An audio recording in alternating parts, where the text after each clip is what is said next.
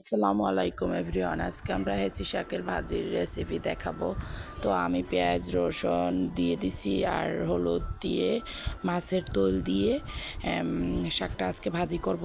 প্রত্যেক সময় তো তৈল দিয়ে ভাজি করি, আজকে আমি মাছের তৈল দিয়ে, মাছের যে তৈল থাকে ভিতরে সেই তৈলটা দিয়ে শাকটা ভাজি করব। যে খাইতে কীরকম লাগে দেখব, কী স্বাদটা পাওয়া যায়, কী ধরনের স্বাদ মাছের দিয়ে, যেহেতু তোল দিয়ে আমি শাকটা ভাজি করতেছি সেই জন্য দেখব।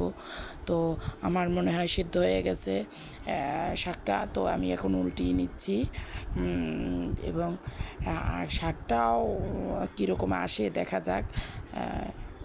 মাছের তৈলের শাক ভাজি খুবই, আমি যতটুকু জানি খুবই ভালো লাগে।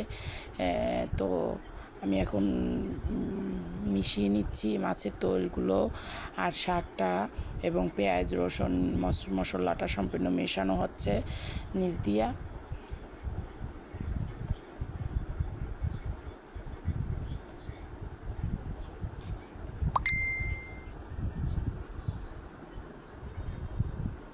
সুন্দরভাবে মেশানো হচ্ছে, আমি মিশিয়ে নিচ্ছি শাক ভাজিটা।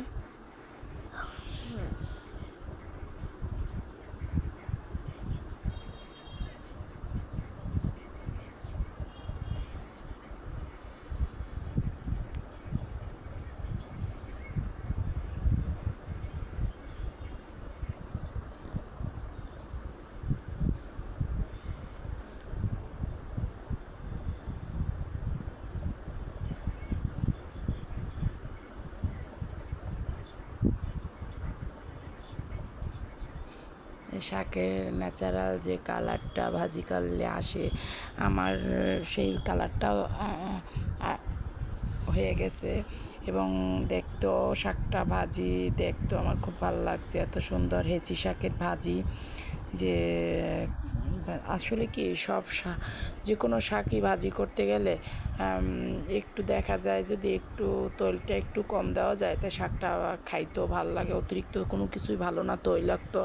তো আর হলো যে শাক ভাজি হালকা পাতলা একটু শাক ভাজি হলে ভাতও খাওয়া যায় আমাদের, কারণ মাছ মাংস যাই থাকুক না কোনো, হালকা একটু সবজি থাকলে বা শাক ভাজি থাকলে ভাতটা খাওয়া হয় আর খুব সুন্দর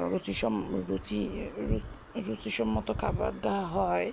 তো এখন মনে হয় কি আমার শাকভাজি রেসিপিটা হয়ে গেছে, শাকের রেসিপিটা। আমি যেহেতু নতুন, ইউটিউবে আমাকে একটা লাইক কমেন্ট সাবস্ক্রাইব করুন। আল্লাহ হাফেজ।